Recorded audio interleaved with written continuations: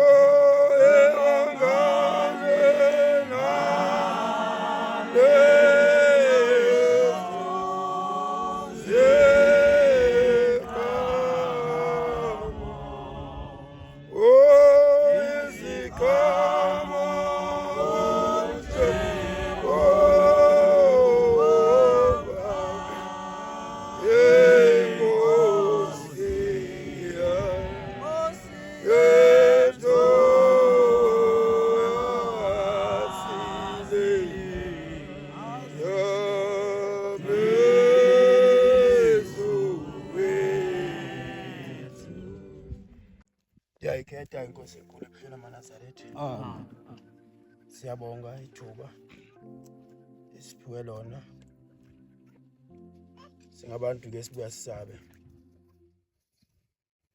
Uguqa phambi kwabangcwele kuyasabisa. Ngoba usukungazi noma lokho ozokhipha ngomlomo uzobukhipha okuyikho yena ungadukisa abantu bakaNkulunkulu. Kunokwenza kuguqe uthi njengoba ushumayela kube kathi ukuthi ukhipha abantu noma kube ukulahlwa kwakho.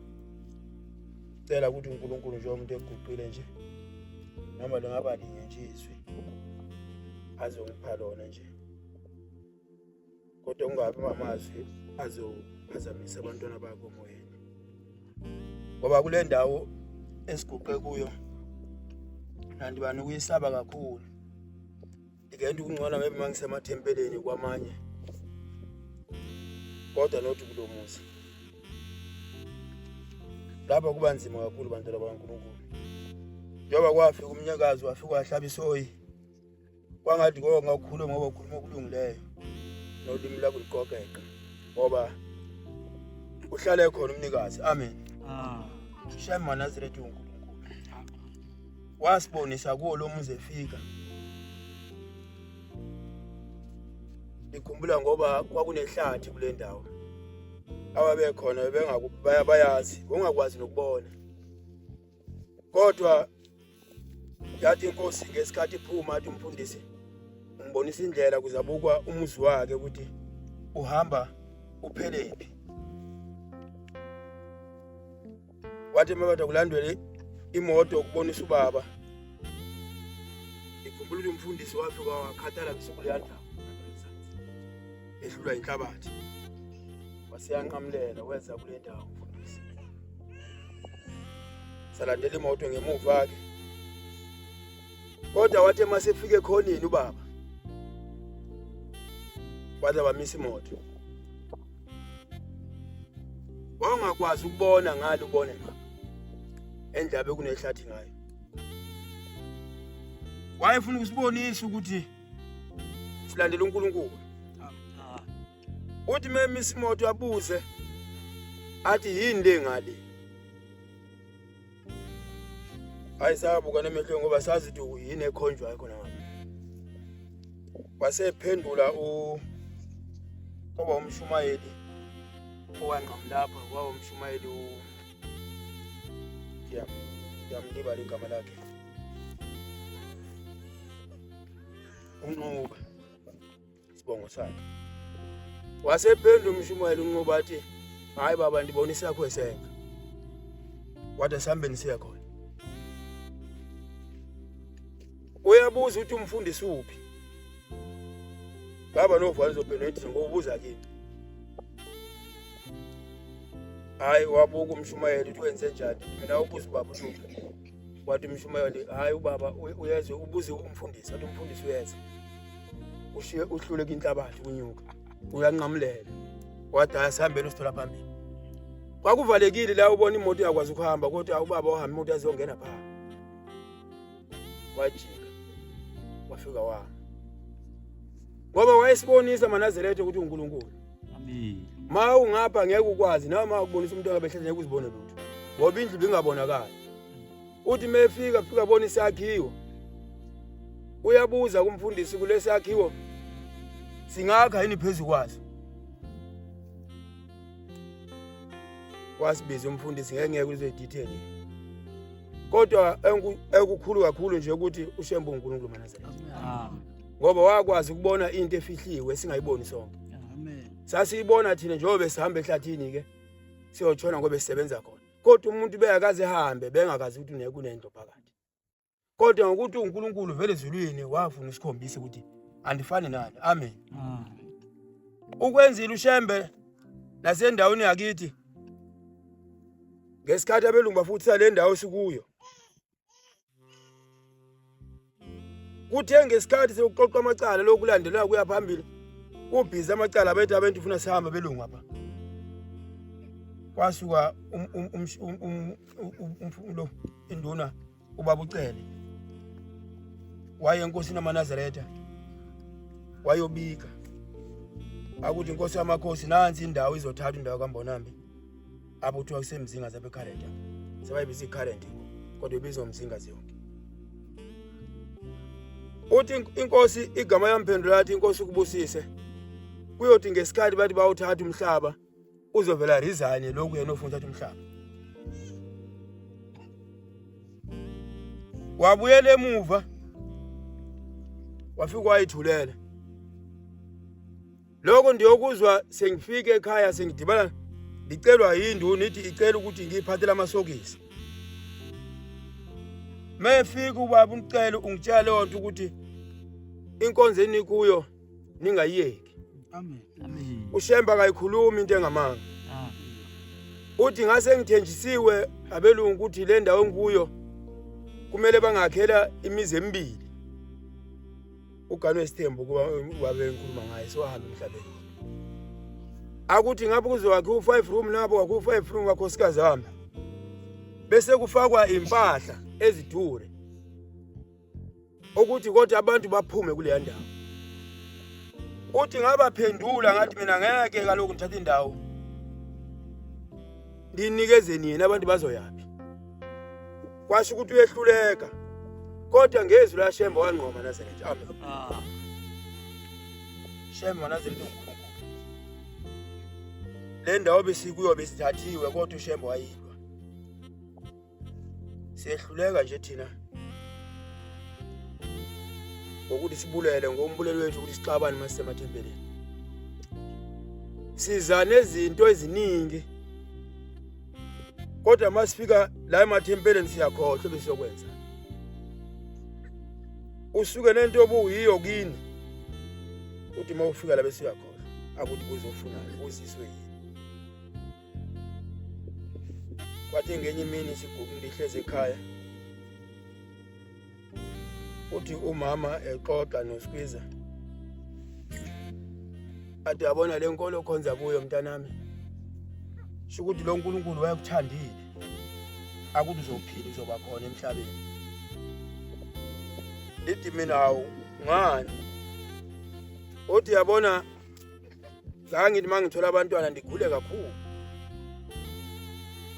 Yagcina ndaba nesigqebo sokuthi ubaba njengoba angakhonzi singakhonzi. Sathi siya kumuntu.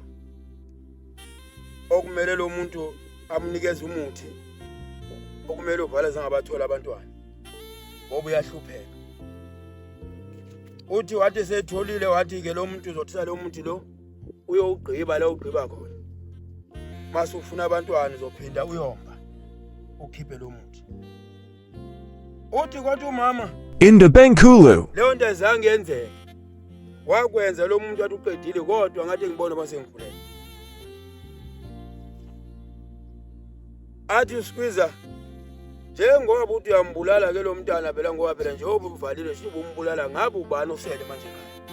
Ngoba bonke labo bunaba abasekho bonke usheke yena.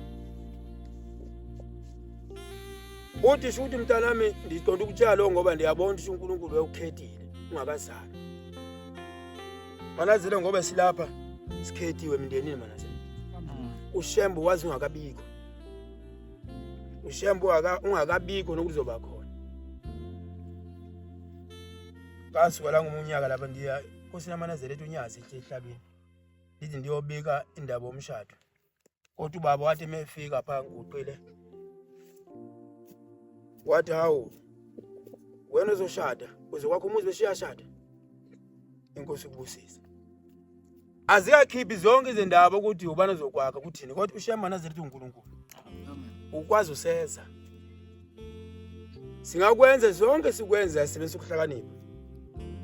Kodwa uShembe yonke incwadi yakho uyibhalile Manazaretha. Angathi singabambana manje sithandane naManazaretha.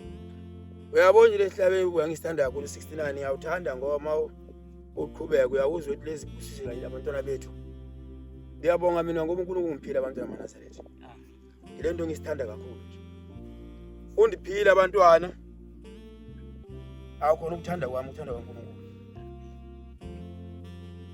Enducela ukuthi uNkulunkulu ngathi labantwana ngiphe bona ngathi akabagcina kule nkolo. Bangagcina abantwana bese into angiphila ukuthi abantwana bagcina bemgwaqeni. Ngoba yenzeka uphiwa abantwana kodwa bagcina bangakulandeli.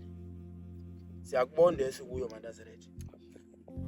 Cela nje uNkulunkulu ukuthi abantwana bami abagcina maphoza nami abafana bami la benhla isuthu ke. Abagcine bonke kulokukhola maNazaretha nami angigcine. Kuthi noma ukhulunywa izinto ngoba yabona njengoba sikholwa la maNazaretha kuba nzima kakhulu. Especially ukuba sisebenza phambili komuzi kaNkulunkulu. Uthola amagama kwesinye isikhathi angakhi.